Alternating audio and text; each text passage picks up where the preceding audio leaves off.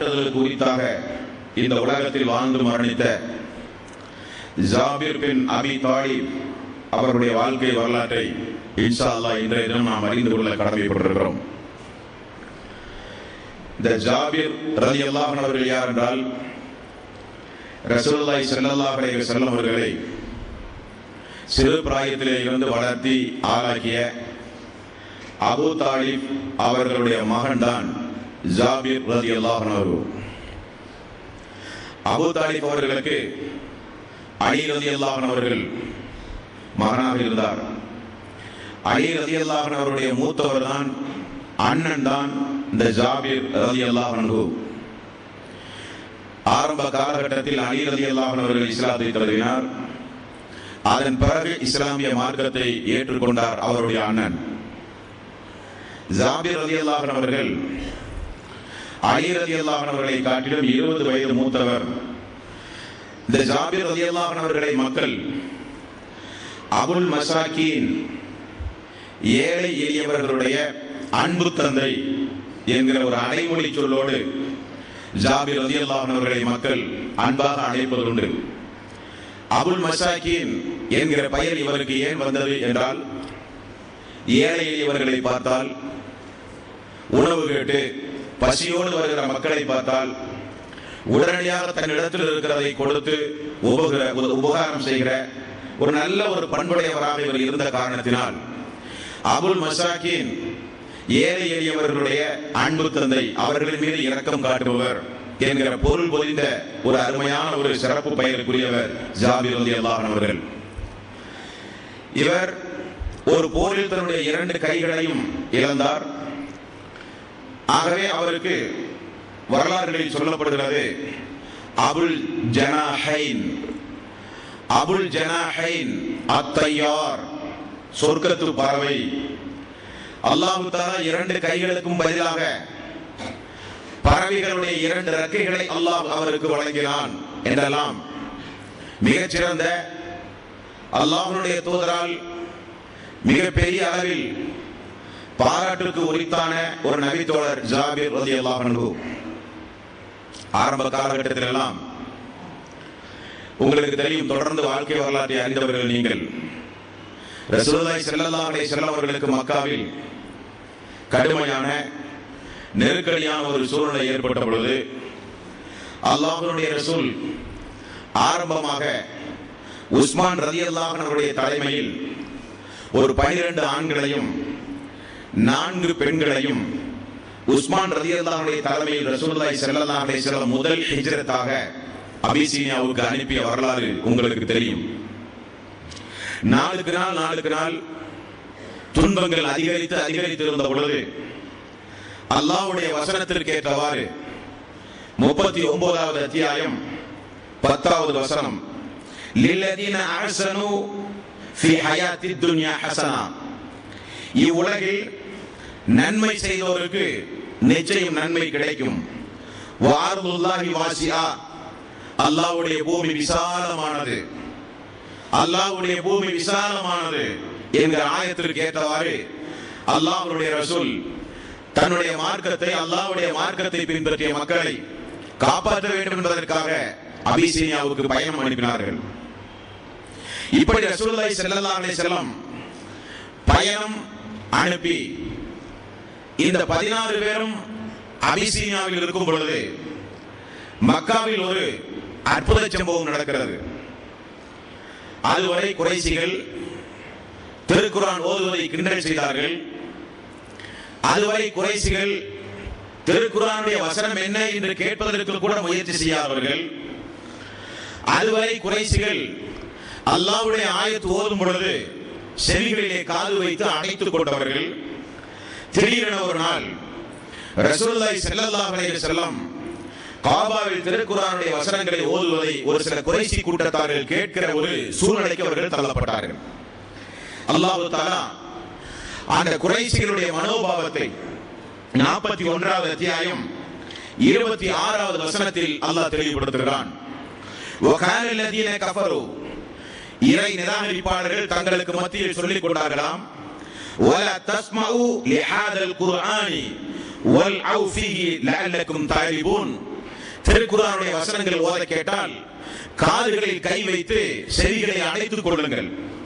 திருக்குர்ஆனுடைய வசனங்களை யாராவது ஓதும் பொழுது அதை காட்டில் உங்களுடைய குரலை உயர்த்தி பேசுகிற உங்களுடைய குரலை, அதன் மூலம் அவர்களை நீங்கள் வெற்றியடையலாம் என்று இறை நிராகரிப்பாளர்கள் கூறிய காரணத்தினால் அதுபோன்று அவருடைய நடவடிக்கை இருந்ததை அல்லாஹ் திருக்குர்ஆனிலே சொல்கிறார். திருக்குர்ஆனுடைய வசனங்களை கேட்க அவர்களுக்கு வாய்ப்பே இல்லை. திடீரென அவர்கள் அமர்ந்து கொண்டிருக்கிற சபைக்குள், காபாவுக்குள் ரசூலுல்லாஹி ஸல்லல்லாஹு அலைஹி வஸல்லம் ஒரு நாள் புகுந்தார்கள். புகுந்து அல்லாஹ்வுடைய ரசூல் சூரத்துல் நஜ்ம் 41வது அத்தியாயம் ரசூலுல்லாஹி ஸல்லல்லாஹு அலைஹி வஸல்லம் அவர்கள் ஓதலானார்கள். ஓதுவதை கேட்டால் கேட்க வேண்டிய சந்தர்ப்பம் அன்றைக்கு தான் குறைஷிகளுக்கு கிடைத்தது. அல்லாஹ்வுடைய ஆயத் இது அகிலத்தின் அதிபதியாகிய அல்லாஹ்விடமிருந்து வந்த ஒரு நல்ல உபதேசம். அரபி மொழியில் நீங்கள் படிப்பதற்கு இலகுவாக நல்ல மக்கள் நேர்வழி பெற வேண்டும் என்பதற்காக அல்லாஹ்வின் புறத்திலிருந்து இறக்கி அருளப்பட்ட வசனம் என்று ரசூலுல்லாஹி ஸல்லல்லாஹு அலைஹி வஸல்லம் ஓத ஆரம்பித்தார். அந்த மக்களையும் அறியாமல் அந்த வசனங்களுக்கு அந்த மக்கள் செவிமடுக்க ஆரம்பித்தார்கள். இறுதியில் ரசூலுல்லாஹி ஸல்லல்லாஹு அலைஹி வஸல்லம் அவர்களோடு சேர்ந்து அந்த குறைஷிகளும் அவர்களையும் அறியாமல் சுஜூதிலே விழுந்து விடுகிறார்கள். மக்கா எங்கும் பெரிய அளவில் இந்த செய்தி பிரபல்யமானது. அபிசீனியாவுக்கு இந்த செய்தி எப்படி போனது என்றால், ரசூலுல்லாஹி ஸல்லல்லாஹு அலைஹி வஸல்லம் அவர்களை குறைஷிகள் பெரிய பெரிய தலைவர்கள் எல்லாம் பின்பற்றி திருக்குர்ஆன் ஓதும் பொழுது சுஜூதிலே விழுகிற அளவுக்கு இஸ்லாம் பெரிய அளவில் பரவி விட்டது என்கிற செய்தி கிடைத்தது. இது ஒரு தவறான செய்தி. அந்த செய்திக்கு படுகேடாகி உஸ்மான் ரலியல்லாஹு அன்ஹு அவர்கள் அபிசீனியாவில் இருந்து புறப்பட்டு மீண்டும் மக்காவுக்கு வந்து விடுகிறார். மக்காவுக்கு வந்தால் மேலும் கொடுமைகள் அதிகமானது. எதிர்பார்த்த செய்தி அங்கே இல்லை. உண்மைக்கு புறம்பான தகவல் தனக்கு கிடைத்ததை உணர்ந்தார்கள் மக்கள். மீண்டும் அவர்கள் எல்லாம் இரண்டாவது ஹிஜ்ரத்தாக 83 ஆண்களும் 19 பெண்களுமாக இரண்டாவது அபிசீனியாவுக்கு ஒரு பயணமாகிறார்கள். நபிகள் நாயகம் ஸல்லல்லாஹு அலைஹி வஸல்லம் இரவினுடைய நடு இரவை தேர்வு செய்து யாருக்கும் தெரியாமல் அந்த மக்களை அனுப்பிவிட அல்லாஹ்வுடைய ரசூல் முடிவு செய்தார். அதன்படி 83 ஆண்களும் 19 பெண்களுமாக இரண்டாவது ஹிஜ்ரத் பயணம். அந்த ஹிஜ்ரத் பயணத்தில் இந்த ஜாபிர் பின் அபி தாலிப் ஆரம்பத்தில் இஸ்லாத்தை தழுவாமல் இருந்த இவர் அதற்கு இடைப்பட்ட காலத்தில் ரசூலுல்லாஹி ஸல்லல்லாஹு அலைஹி வஸல்லம் அவர்களை சந்தித்து இஸ்லாமிய மார்க்கத்தை ஏற்றுக்கொண்டார். உஸ்மான் ரலியல்லாஹு அன்ஹு அவர்களைப் போல குடும்பத்தோடு அவருடைய மனைவி அஸ்மா அவர்களை அழைத்துக் கொண்டு அபிசீனியாவுக்கு பயணமானார். ஆனால் ஆரம்பத்தில் உஸ்மான் ரலியல்லாஹு அன்ஹு அவர்கள் பயணமாகும் பொழுது முடிந்தவரை மக்காவில் தேடி பார்த்தார்கள் குறைஷிகள். அத்தோடு நிறுத்தி விட்டார்கள். இந்த இரண்டாவது ஹிஜ்ரத் அந்த மக்களுக்கு அவ்வளவு சுலபமானதாக அமையவில்லை. அந்த மக்கள் அபிசீனியாவுக்கு சென்று அங்கே வாழ்ந்தார்கள். காலையில் இருந்து பார்த்தால் ஒரு கணிசமான மக்கள் மக்காவிலே இல்லை என்பதை குறைஷிகள் உணர்ந்து கொண்டார்கள். 2 நபர்கள் தேர்வு செய்யப்படுகிறார்கள். அதில் ஒன்றுதான் அம்ர் இப்னு ஆஸ் என்பவர், இரண்டாவது அப்துல்லா இப்னு அபி ரபிஆ. அப்துல்லா இப்னு அபி ரபிஆ, அம்ர் இப்னு ஆஸ் 2 பேரையும் நிறைய பொருளாதாரத்தோடு அபூஜஹலுடைய தலைமை அனுப்புகிறார்கள். நிலைமை எப்படிப்பட்ட நிலைமை பாருங்கள். இந்த பாவிகள் மக்காவில் இஸ்லாமிய மார்க்கத்தை அவர்கள் ஏற்றுக்கொண்டாலும் அவர்கள் சொந்த வாழ்வில் முஸ்லிம்களாக நடப்பதற்கு சொல்லனா துன்பங்களையும் கொடூரங்களையும் கட்டவிழ்த்து விட்டார்கள். அவர்கள் தங்களுடைய கொள்கையை காப்பாற்ற அபிசீனியாவுக்கு பயணமானாலும் அபிசீனியாவுக்கும் சென்று அங்கே போய் குழப்பங்களை விளைவித்து அங்கேயும் அவர்களை நிம்மதியாக வாழவிடக் கூடாது என்பதற்காக வேண்டி தன்னுடைய கொடூர முகத்தை அபிசீனியாவிலே போய் காண்பிக்க ஆரம்பித்தார்கள். வந்த செய்தி சஹாபாக்களுக்கு தெரிந்து விட்டது. சஹாபாக்கள் உடனடியாக ஒரு ஆலோசனை கொடுக்கிறார்கள். பாவிகள் இங்கேயும் வந்து விட்டார்கள். மன்னரை சந்தித்து மன்னரிடத்தில் பேச வேண்டியதையும் பேசிவிட்டார்கள். பெரிய அன்பளிப்பு பொருளோடு வந்து அந்த அன்பளிப்பை எல்லாம் லஞ்சமாக கொடுத்து அரசவையில் காரியங்களை சாதித்து நம்மை திரும்ப இந்த நாட்டிலே இருந்து துரத்துவதற்குண்டான முயற்சி மேற்கொள்ளப்பட்டதை சஹாபாக்கள் புரிந்தார்கள். ஜாபிர் ரலியல்லாஹு அன்ஹு அவர்களை தான் நாளை அமைச்சரவையில் பேசுவதற்கு மக்கள் எல்லோரும் சேர்ந்து பொறுப்பு கொடுக்கிறார்கள். என்ன பேசுவது? எதையும் பொய் பேசக்கூடாது, கூட்டல் குறைவு கூடாது, இருக்கிற சத்தியத்தை தெளிவாக மக்கள் மத்தியிலே சொல்லிவிட வேண்டும் என்று ஏற்பாடு செய்து அல்லாஹ்விடம் முழுக்க முழுக்க பொறுப்பை ஒப்படைத்து அரசவைக்கு வராத நாள் ஜாபிர் ரலியல்லாஹுடைய தலைமையில் மக்கள் வருகிறார்கள். ஜாபிர் ரலியல்லாஹு அவர்களை பார்த்து அபிசீனியாவுடைய தலைவர் நஜாசி மன்னர் இவர்கள் சொல்வது உண்மையா என்று கேட்டார்கள். முந்தைய தினம் நஜாசி இடத்தில் என்னென்ன பிரச்சனைகளை சொன்னார்களோ அனைத்தையும் சொல்ல விட்டார்கள். சொன்னான் அந்த குறைசி அபூ ஜாபிர் ரலியல்லாஹு அவர்கள் பேசுகிறார்கள், மன்னரே, எங்களுக்கு அல்லாஹ் ஒரு தூதரை அனுப்பி இருக்கிறான். அந்த தூதர் இந்த நாட்டை தேர்வு செய்து உங்களுடைய ஆளுகையின் கீழ் இருக்கின்ற இந்த அபிசீனியாவுக்கு செல்லுங்கள் என்று உங்களை நம்பி அடைக்கலம் கொடுப்பீர்கள் என்கிற ஒரு ஆசையோடு எங்களுடைய தலைவர் நபிகள் நாயகம் ஸல்லல்லாஹு அலைஹி வஸல்லம் இந்த ஊரை தேர்வு செய்து எங்களை இங்கே அனுப்பி இருக்கிறார். அது போகட்டும், உங்களுடைய இறை தூதர் உங்களுக்கு என்ன கொள்கை சொல்கிறார் என்று கேட்டார் நஜாசி. அருமையாக பேசினார். நாங்கள் எல்லாம் ஆரம்ப காலகட்டத்தில் உருவங்களுக்கு மனிதர்கள் படைத்து மனிதர்களே உருவாக்குகிற உருவங்களுக்கு வணக்க வழிபாடு செலுத்தி அல்லாஹ்வுக்கு இணை கற்பித்து வாழ்ந்து கொண்டிருந்தோம். ஆனால் எங்களில் ஒரு மனிதரை அல்லாஹ் தூதராக தேர்வு செய்து இணை வைத்தலிலே இருந்து எங்களை காப்பாற்றி இறைவனால் படைக்கப்பட்ட பொருள்களை நீங்கள் வணங்காதீர்கள், படைத்த அல்லாஹ்வையே நீங்கள் வணங்குங்கள் என்று லா இலாஹா இல்லல்லாஹ், வணக்கத்திற்கு தகுதியானவன் அல்லாஹ் ஒருவனை தவிர யாரும் இல்லை என்கிற ஏகத்துவத்தை எங்களுக்கு போதித்தார். இணை வைத்தலிலே இருந்து, அறியாமையிலே இருந்து, மோசமான ஒரு கடவுள் கொள்கையிலே இருந்து நாங்கள் எல்லாம் மீண்டு உலகையெல்லாம் படைத்து பரிபக்குவப்படுத்தி நம்மை எல்லாம் பாதுகாத்துக் கொண்டிருக்கின்ற அகிலத்தின் அதிபதியாகிய அல்லாஹ்வை நாங்கள் வணங்க ஆரம்பித்தோம். இது அவர் சொன்ன முதல் கொள்கை. இரண்டாவது, உறவினர்களை எல்லாம் இரத்த வந்த உறவை எல்லாம் முறித்து குரோதங்களோடு வெறுப்புணர்வோடு வாழ்ந்து கொண்டிருந்த எங்களை எப்படி மாற்றினார் என்றால், உறவினர்களை நேசியுங்கள், அண்டை வீட்டுக்காரர் பசியோடு இருந்தால் நீங்கள் வயிறார உண்ணாதீர்கள், உறவு இரத்த வந்த உறவுகளை முறிக்காதீர்கள், குடும்பத்தினர்களோடு பாசமாக அன்பாக நடங்கள் என்றும் எங்களுக்கு போதித்து சகோதரத்துவத்தை எங்களுடைய உள்ளத்திலே நிலைநாட்டினார் அந்த மாமனிதர். மூன்றாவது, எங்கு பார்த்தாலும் விபச்சாரம், மது, சூது, கொலை, கொள்ளை போன்ற மாபாதகமான சூழ்நிலையில் நாங்கள் வாழ்ந்து கொண்டிருந்தோம். பெண் பிள்ளை பிறந்தால் ஈவு இறக்கமில்லாமல் உயிரோடு நாங்கள் புதைத்துக் கொண்டிருந்தோம். ஆனால் இந்த மாமனிதர் என்றைக்கு இறை தூதராக தன்னை பிரகடனப்படுத்தினாரோ அப்பொழுது எங்களுக்கு அவர் சொன்ன போதனை, இந்த உயிரோடு பிறக்கின்ற இந்த பெண் குழந்தைகளை கொலை செய்யாதீர்கள், அல்லாஹ்விடத்தில் நிச்சயம் நீங்கள் விசாரிக்கப்படுவீர்கள், பெண் இனம் இந்த பூமியில் வாழப்பட வேண்டும் என்று பெண் இனத்திற்கு வாழ்க்கையை கொடுத்த மாமனிதர் ரசூலுல்லாஹி ஸல்லல்லாஹு அலைஹி வஸல்லம்.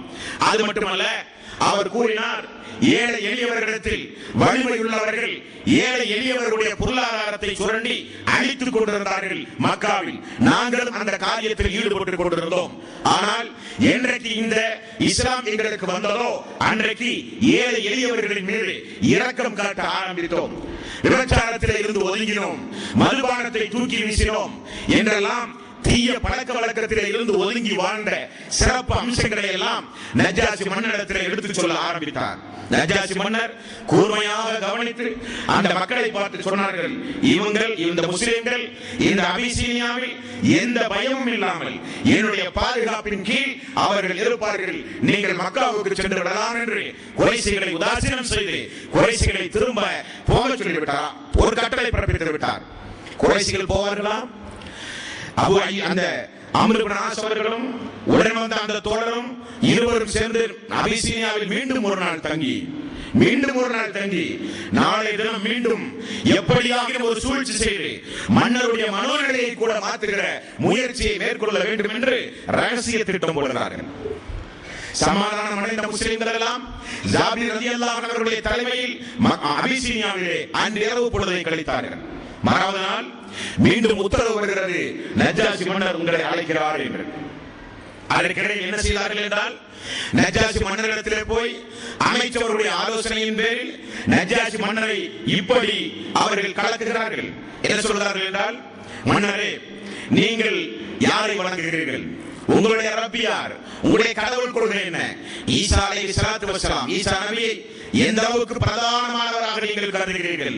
அவரை குறித்து அவர்களிடத்திலே நீங்கள் கேளுங்கள்.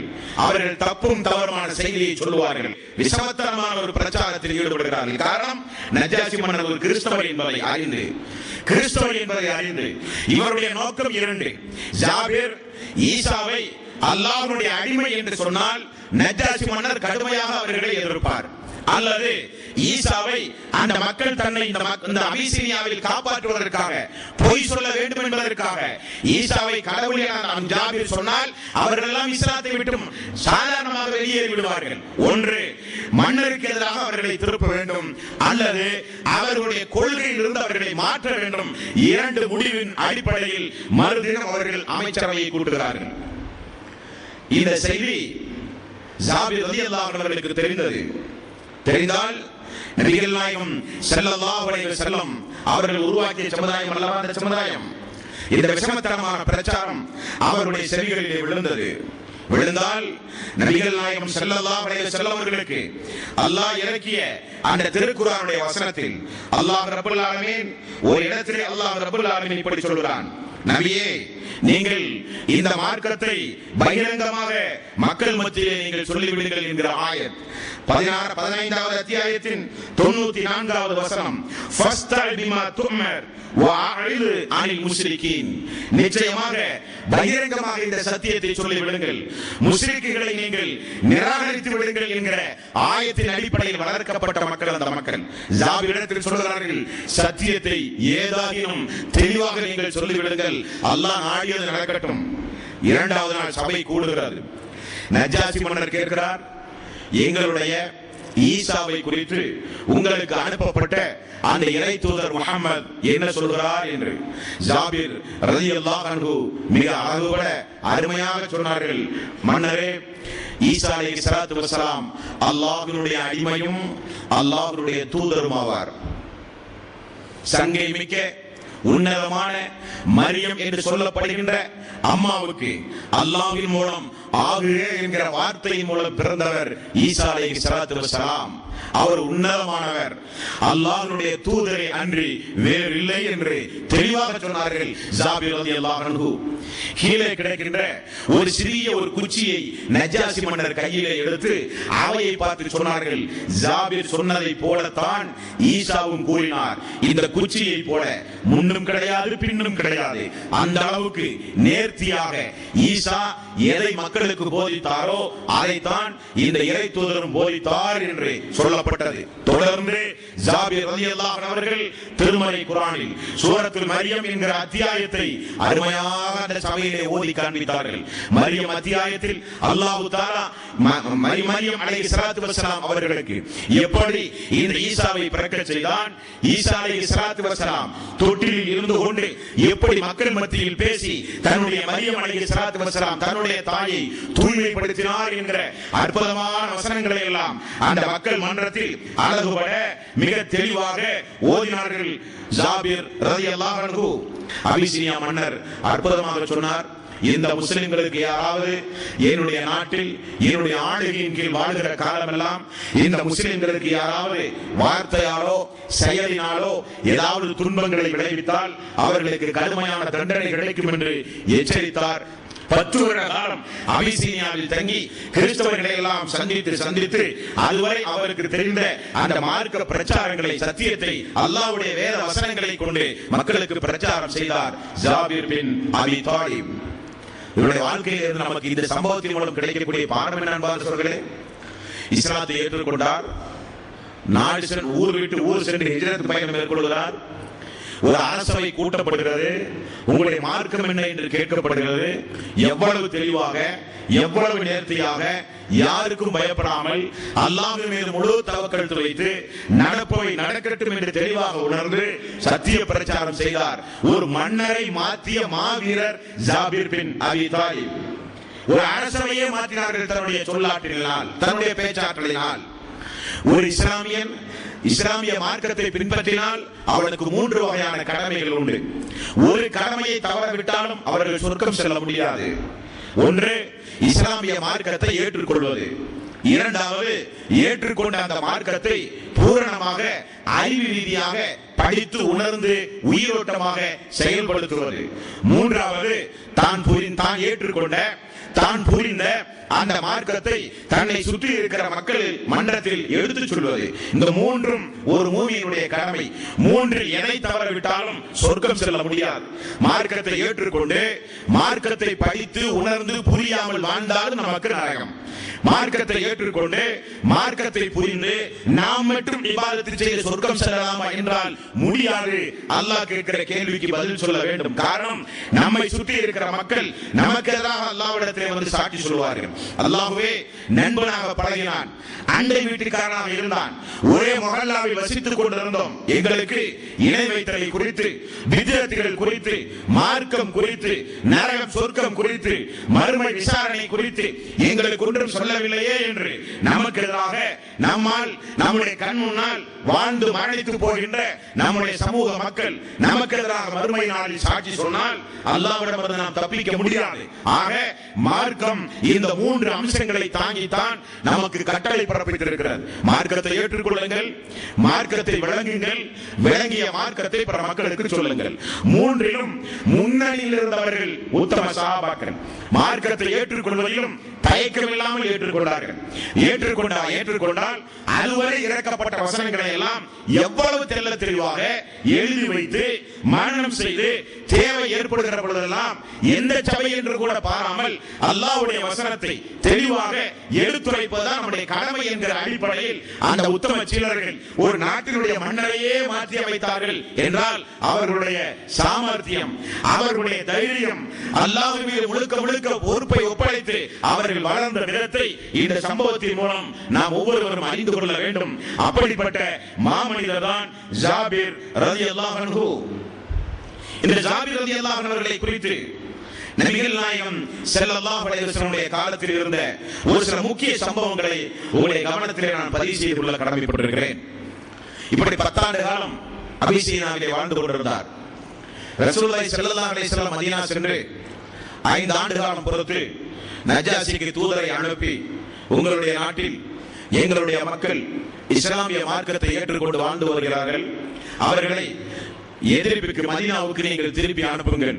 இதுவரை அந்த மக்களுடைய உரிமை, அந்த மக்களுடைய உணர்வுகளை எல்லாம் மதித்து நடந்த உங்களுக்கு அல்லாஹ்வுடைய சாந்தியும் சமாதானம் உண்டாகட்டும் என்று ரசூலுல்லாஹி ஸல்லல்லாஹு அலைஹி வஸல்லம் ஒரு பிரதிநிதியை நியமித்து அபிசீனியாவுக்கு அனுப்பி அந்த மக்களை எல்லாம் அங்கிருந்து மதீனாவுக்கு வரச் சொல்கிறார்கள். அதுவரை 10 ஆண்டு காலம் தன்னுடைய மார்க்கத்திற்காக வேண்டி ஹிஜ்ரத் செய்தார்கள் அந்த மக்கள். இப்படி மதீனாவை நோக்கி அவர்கள் பயணமாகிற ஒரு சந்தர்ப்பம் உண்டு. அந்த நேரத்தில் ரசூலுல்லாஹி ஸல்லல்லாஹு அலைஹி வஸல்லம் கைபர் போர் என்கிற ஒரு இடத்தில் ஒரு போர் செய்ய வேண்டிய ஒரு நிர்பந்தத்திற்கு ரசூலுல்லாஹி ஸல்லல்லாஹு அலைஹி வஸல்லம் அவர்கள் தள்ளப்பட்டார்கள். போர் செய்ய வேண்டிய அந்த நிர்பந்தத்திற்கு அல்லாஹ்வுடைய ரசூல் ஆளாக்கப்பட்டு அந்த போரில் மிகப்பெரிய ஒரு வெற்றி கிடைத்து போரில் இருந்து திரும்ப வரும் பொழுதுதான் அபிசீனியாவிலே இருக்கிற 10 ஆண்டு காலம் மக்காவிலே இருந்து தன்னை பிரிந்து போன தன்னுடைய தோழர்கள் எல்லாம் பயணமாகி அவர்களும் வருகிறார்கள். கைபர் போர் வெற்றி முடிந்து மக்களும் வந்து கொண்டிருக்கிறார்கள். இடையிலே ரசூலுல்லாஹி ஸல்லல்லாஹு அலைஹி வஸல்லம் அந்த ஜாபிர் பின் அபி தாலிப் அவருடைய தலைமையில் இருக்கிற மக்களை அல்லாஹ்வுடைய ரசூல் சந்திக்கிறார்கள். சந்திக்கின்ற அந்த சம்பவத்தை புகாரி, முஸ்லிம் போன்ற கிரந்தங்களில் நம்மால் பார்க்க முடிகிறது. அல்லாஹ்வுடைய ரசூல் அமர்ந்து கொண்டிருந்த அல்லாஹ்வுடைய ரசூல் ஓடி போய் எழுந்து ஜாபிர் பின் அபி தாலிபை கட்டி தழுவி முத்தமிட்டு நெற்றியில் முத்தமிட்டு ரசூலுல்லாஹி ஸல்லல்லாஹு அலைஹி வஸல்லம் மக்களை பார்த்து சொன்னார்கள், கைபரில் கிடைத்த இந்த வெற்றியை நினைத்து நான் சந்தோஷப்படுவதா அல்லது 10 ஆண்டு காலத்திற்கு முன்னதாக அல்லாஹ்வுடைய தீனை காப்பாற்ற குடும்பமாக ஜாபிர் அவருடைய தலைமையில் மக்கள் அபிசீனியாவுக்கு ஹிஜ்ரத் சென்று வந்தார்களே, இந்த வருகையை நினைத்து நான் சந்தோஷப்படுவதா என்று ரசூலுல்லாஹி ஸல்லல்லாஹு அலைஹி வஸல்லம் பாராட்டி சீராட்டி ஜாபிர் பின் அபி தாலிபை மக்கள் மத்தியிலே புகழ்ந்து பேசினார்கள் ரசூலுல்லாஹி ஸல்லல்லாஹு அலைஹி வஸல்லம். அப்படியே மதீனாவுக்கு வந்தார்கள். மதீனாவுக்கு அப்படியே வந்தார்கள். வந்தால் எல்லோரும் அவர்களுடைய இடத்திற்கு போனவுடன் ஜாபிர் ரலியல்லாஹு அன்ஹு அவர்கள் மதீனாவில் இருக்கிற மக்களை எல்லாம் போய் பார்த்து சுகம் எல்லாம் விசாரித்து, எங்கே முஸ்அபை காணவில்லை, எங்கே ஹம்சாவை காணவில்லை, நம்முடைய அந்த தோழர்கள் எல்லாம் எங்கே என்று விசாரித்த பொழுது அங்க இருக்கிற மக்கள் சொன்னார்கள், அவர்கள் உஹது போரிலே கொல்லப்பட்டார்கள், பத்ர் போர்க்களத்தில் இந்த தோழர்கள் எல்லாம் கொல்லப்பட்டார்கள், உஹது போர்க்களத்தில் இவர்கள் எல்லாம் ஷஹீதாக்கப்பட்டார்கள் என்று சொன்னவுடன் தேம்பி தேம்பி ஜாபிர் ரலியல்லாஹு அன்ஹு அவர்கள் அழுதார்கள். அழுதுவிட்டு அல்லாஹ்வுடைய ரசூலிடத்திலே போய் சொன்னார்கள், யா ரசூலல்லாஹ், அல்லாஹ்விடத்தில் கொடுத்த அந்த வாக்குறுதியை உண்மைப்படுத்தும் முகமாக நம்முடைய தோழர்கள் எல்லாம் ஷஹீதாக்கப்பட்டார்களே யா ரசூலல்லாஹ் என்று சொல்லி, அவருக்கும் ஒரு ஷஹீதாக வேண்டும், ஏதாவது ஒரு போரில் பங்கு பெற்று நாமும் ஷஹீத் என்கிற அந்தஸ்தை அடைய வேண்டும் என்று நேரத்தை எதிர்பார்த்துக் கொண்டிருந்த ஜாபிர் பின் அபி தாலிப் 10 வருட காலம் மக்காவிலே இருந்து பிரிந்து அபிசீனியாவிலே வாழ்ந்தவர்.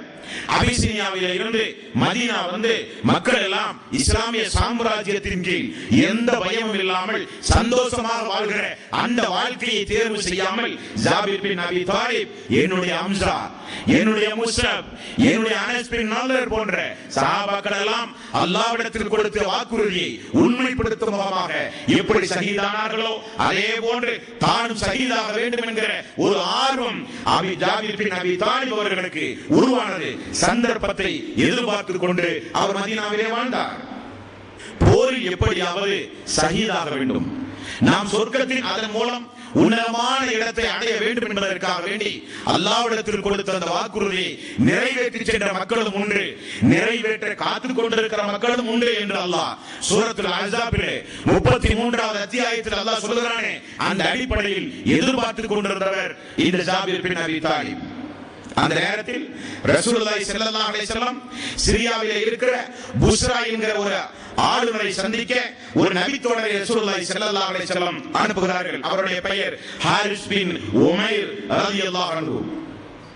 இந்த ஹாரிஸ் பின் உமைர் ரலியல்லாஹு அன்ஹு அவர்கள் புஸ்ராவில் இருக்கின்ற ஆளுநரை சந்தித்து ஒரு சில விவரங்களை தெரியப்படுத்த ரசூலுல்லாஹி ஸல்லல்லாஹு அலைஹி வஸல்லம் தூதுவராக அனுப்பினார். ஆனால் சீசரால் நியமிக்கப்பட்ட ஷாம் நாட்டினுடைய ஆளுநராக இருக்கின்ற சுரஹ்பில் அம்ர் என்று சொல்லப்படுகின்ற கொடியவன் இந்த நபி தோழரை வழிமறித்து கொன்று விடுகிறான். தூதரை கொல்லுவது நாட்டு துரோகம், அது எந்த வகையிலும் ஏற்றுக்கொள்ள முடியாது என்பதை உணர்ந்து ரசூலுல்லாஹி ஸல்லல்லாஹு அலைஹி வஸல்லம் உடனடியாக அந்த இடத்திற்கு முஹத்தா என்று சொல்லப்படுகின்ற இடத்திற்கு 3000 தோழர்களை ரசூலுல்லாஹி ஸல்லல்லாஹு அலைஹி வஸல்லம் அவர்கள் அனுப்பி விடுகிறார்கள். ஒரு மிகப்பெரிய ஒரு போர் நடக்கிறது. அல்லாஹ்வுடைய உதவியோடு பெரிய ஒரு வெற்றியும் கிடைத்தது. அந்த போருக்கு ரசூலுல்லாஹி ஸல்லல்லாஹு அலைஹி வஸல்லம் 3 நபி தோழர்களை ஆரம்பமாக போர் படை தளபதியாக ரசூலுல்லாஹி ஸல்லல்லாஹு அலைஹி வஸல்லம் நியமிக்கிறார்கள். ஒன்று, தன்னுடைய வளர்ப்பு மகன் ஸைத் பின் ஹாரிஸா ரலியல்லாஹு அன்ஹு, அவருடைய கையில் கொடி கொடுக்கப்படும். அவர் போரில் கொல்லப்பட்டார். மீண்டும் அந்த கொடி ஜாபிர் பின் அபி தாலிபுடைய கையில் மாற்றப்பட வேண்டும். ஜாபிர் பின் அபி தாலிபும் அந்த போரில் கொல்லப்பட்டால் அப்துல்லா பின் ரவாஹா அவருடைய கையில் அந்த கொடி மாற்றப்பட வேண்டும் என்கிற உத்தரவோடு ரசூலுல்லாஹி ஸல்லல்லாஹு அலைஹி வஸல்லம் மக்களை போருக்கு அனுப்புகிறார்கள். அனுப்பி கொண்டு மதீனாவில் இருக்கிற ரசூலுல்லாஹி ஸல்லல்லாஹு அலைஹி வஸல்லம் மக்களோடு தொழுகை நடத்தி கொண்டு போர் நடந்து கொண்டிருக்கிறது. போர் முடியும், போர் நடந்து கொண்டிருக்கிற நேரத்தில் ரசூலுல்லாஹி ஸல்லல்லாஹு அலைஹி வஸல்லம் அழுது கொண்டே மக்களை பார்த்து சொன்னார்கள், ஸைத் பின் ஹாரிஸா இப்பொழுது போரில் கொல்லப்பட்டார். அல்லாஹ் தஆலா அங்கு நடக்கின்ற ஒவ்வொரு சம்பவத்தையும் வஹீ மூலமாக அல்லாஹ்வுடைய ரசூலுக்கு மதீனாவில் அல்லாஹ் தஆலா தெரியப்படுத்திக் கொண்டிருந்தான். இந்த ஸைத் பின் ஹாரிஸா கொலை செய்யப்பட்டவுடன் உடனடியாக அந்த கொடியை ஜாபிர் பின் அபி தாலிப் வாங்கிக் கொண்டு எதிரி படைக்குள் புகுந்து அவரும் போர் செய்ய ஆரம்பிக்கிறார். வலதுகை வெட்டப்படுகின்றது. வலதுகையில் இருக்கிற கொடியை இடதுகையில் மாற்றிக்கொண்டு மீண்டும் போரில் அவர் மும்முரமாக தாக்குகிறார். தன்னால் முடிந்தவரை 2 கையும் வெட்டப்படுகிறது. அவருடைய மரணத்தை குறித்து ரசூலுல்லாஹி ஸல்லல்லாஹு அலைஹி வஸல்லம் அவர்களுக்கு அல்லாஹ் உடனே வஹீ அனுப்பினான். ரசூலுல்லாஹி ஸல்லல்லாஹு அலைஹி வஸல்லம் மீண்டும் மக்களை பார்த்து அழுதலை சொன்னார்கள். மீண்டும் ஸைத் பின் ஹாரிஸா கொல்லப்பட்டவுடன் அந்த கொடி ஜாபிர் பின் அபி தாலிபுடைய கையில் கொடுக்கப்பட்டது. அல்லாஹ்வுடைய நாட்டம், அவரும் இப்பொழுது ஷஹீதாக்கப்பட்டார். மீண்டும் அந்த கொடி அப்துல்லா பின் ரவாஹா அவருடைய கொடி கையில் மாற்றப்பட்டிருக்கிறது. அவர் இப்பொழுது போர் செய்து கொண்டிருக்கிறார் என்று மதீனாவில் இருந்து கொண்டு ரசூலுல்லாஹி ஸல்லல்லாஹு அலைஹி வஸல்லம் அவர்கள் சொல்கிறார். அப்துல்லா பின் ரவாஹா அந்த கொடியை கையிலே வாங்கி கொண்டு 3வது தளபதியாக இருந்து கொண்டு அவர் போரை துவங்குகிறார். அவரும் போரில் கொல்லப்படுகிறார். 4வதாக காலித் பின் வலீதுடைய கையில் அந்த கொடி கிடைக்கிறது. அல்லாஹ் தஆலா ஆரம்ப நேரத்தில் அந்த முஅத்தா போரில் ரசூலுல்லாஹி ஸல்லல்லாஹு அலைஹி வஸல்லம் அவர்கள் கூறுகிறார்கள், ஆரம்ப காலகட்டத்தில் அந்த மக்களுக்கு முஸ்லிம்களுக்கு பெரிய அளவில் ஆரம்ப நேரத்தில் ஒரு பாதிப்பு இருந்தாலும் அல்லாஹ் தஆலா முஸ்லிம்களை பெரிய படையினர்களாக எதிரி படைகளுடைய கண்களுக்கு அல்லாஹ் காண்பித்தான். ஆகவே எதிரிகள் அரண்டு போய் பயந்து காலித் பின் வலீத் அவருடைய தாக்குதலை எதிர்கொள்ள முடியாமல் அவர்கள் தோற்று போனார்கள். வெற்றி கிடைத்தது. 3 சஹாபாக்கள் ஷஹீதானார்கள். இந்த நேரத்தில் தான் நபிகள் நாயகம் ஸல்லல்லாஹு அலைஹி வஸல்லம் அவர்கள் சொன்னார்கள், 2 கையையும் இழந்த ஜாபிர் பின் அபி தாலிபிற்கு அல்லாஹ் தஆலா 2 ரெக்கைகளை கொடுத்திருக்கிறான். அவர் சொர்க்கத்தில் சிட்டுக்குருவி என்றார்கள். அப்படிப்பட்ட சொர்க்கத்து பறவையாக திகழ்ந்தவர்கள் ஜாபிர் பின் அபி தாலிப். அவருடைய மரண செய்திக்கு பிறகு அந்த அம்மா அஸ்மா ரலியல்லாஹு அன்ஹா அவர்களை அபூபக்கர் சித்திக் ரலியல்லாஹு அன்ஹு அவர்கள் இதாவுடைய காலத்திற்கு பிறகு திருமணம் முடிக்கிறார். காரணம், ஒரு மிகச்சிறந்த ஒரு தியாகி, அபிசீனியாவுக்கு தியாகம் செய்து 10 ஆண்டு காலம் மார்க்கத்தை பாதுகாத்தவர், மதீனா வந்து ஷஹீதுடைய அந்தஸ்துக்காக வேண்டி எதிர்பார்த்து வாழ்ந்தவர், ஷஹீதுமாகி விட்டார். குடும்பத்தை பராமரிக்க வேண்டும் என்பதற்காக அபூபக்கர் சித்திக் ரலியல்லாஹு அன்ஹு அஸ்மா ரலியல்லாஹு அன்ஹாவை திருமணம் முடிக்கிறார். அதில் பிறந்தவர் தான் முஹம்மது பின் அபி பக்கர். அபூபக்கர் சித்திக் அவர்கள் மரணித்தவுடன் அந்த அம்மாவை அலி ரலியல்லாஹு அன்ஹு அவர்கள் திருமணம் முடிக்கிறார்கள். இப்படியே அந்த அம்மாவை முழுக்க உத்தம சோழர்கள் பாதுகாத்தார்கள். ரசூலுல்லாஹி ஸல்லல்லாஹு அலைஹி வஸல்லம் அவர்கள் ஜாபிர் பின் அபி தாலிபிற்கு சொர்க்கத்துடைய சிட்டுக்குருவி என்றார்களே, அது உண்மைதான் என்பார் சொல்கிறே. இஸ்லாமிய மார்க்கத்தை பொறுத்தவரையில் யார் இந்த உலகத்தில் மரணித்தாலும், இந்த உலகத்தில் யார் மரணித்தாலும் சரி, அல்லாஹ் 23வது அத்தியாயத்தின் 100வது வசனத்தில் அல்லாஹ் சொல்கிறான், வமின் வராஇஹிம் பர்ஸஉன் இலா யௌமி யுபஅஸூன். நீங்கள் மரணித்தால் கியாம நாளுக்கு முன்னதாக ஒரு திரைமறைவு வாழ்வு, கபருடைய வாழ்வு உங்களுக்கு உண்டு என்று அல்லாஹ் சொல்கிறான். ஆனால் அல்லாஹ்வுடைய பார்வையில் யாரெல்லாம் ஷஹீத் என்கிற அந்தஸ்தை அடைகிறார்களோ அவர்களுக்கு மட்டும் நேரடியாக இறந்தவுடன் கொண்டு போய் அடக்கினால் அவர்களுக்கு மட்டும் மன்னரை வாழ்வு கிடையாது. நேரடியாக அவர்கள் ஒரு குருவியினுடைய வடிவத்தில் உயிர்கள் மாற்றப்பட்டு சொர்க்கத்திலே அவர்கள் பச்சை பறவைகளாக சொர்க்கத்திலே அவர்கள் உலா வருவார்கள் என்று நபிகள் நாயகம் ஸல்லல்லாஹு அலைஹி வஸல்லம் அவர்கள் கூறினார்கள். அப்படிப்பட்ட சிறப்பு அந்தஸ்து ஷஹீதில் மரணித்தால் ஒவ்வொரு மனிதர்களுக்கும் கிடைக்கும் என்பதை நாம் மறந்துவிடக் கூடாது. அந்த பறவைகளில் ஒருவர் தான் ஜாபிர் பின் அபி தாலிப். ஆரம்ப நேரத்தில் எல்லாம் மக்கத்தில் குறைஷிகள், இஸ்லாத்தினுடைய எதிரிகள் இந்த போரில் கொல்லப்பட்ட முஸ்லிம்களை பார்த்து எள்ளி நகையாடுவார்களாம். போயும் முஹம்மதோடு வந்து போரில் இப்படி கேவலப்பட்டு மரணித்து போய்விட்டார்களே என்று அந்த மரணத்தை மக்கள் உதாசீனப்படுத்துவார்கள். அப்பொழுது அல்லாஹ் தஆலா அந்த மக்களுக்கு பதில் சொல்லும் முகமாக, போரில் இறந்தவர்கள் எல்லாம் சாதாரணப்பட்ட மனிதர்கள் அல்ல, அவர்கள் அல்லாஹ்வுடைய பாதையில் தன்னை அர்ப்பணித்த மக்கள். வலா தகூலு லிமன் யுக்தலு ஃபீ ஸபீலில்லாஹி அம்வாத்.